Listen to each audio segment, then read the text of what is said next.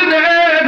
তখন এই পাহাড় এক মাসের তায়েফ আর এক মাসের তায়েফের পাহাড়ে এমন ভাবে চাপ দিব, তায়েফবাসী জমিনের তলে একবারে ধ্বংস হয়ে যাবে।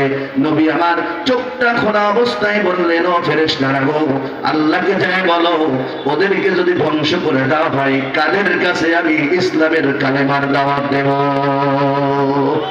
সেই কষ্ট মেহনতের দিন দিন আজ আমাদের মাঝে পৌঁছেছে। এত সহজে আমরা বিলীন হতে দেব না, ঠিক কিনা বলেন? আমি আমার কথাগুলো এখানে ইতি টানছি। হযরত চলে এসেছেন, আমাদের মুরব্বী চলে এসেছেন।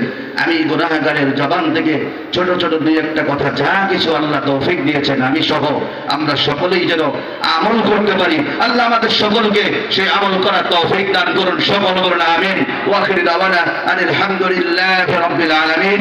আসসালামু আলাইকুম ওয়া রাহমাতুল্লাহি ওয়া বারাকাতুহু। মাশাআল্লাহ, মারহাবা।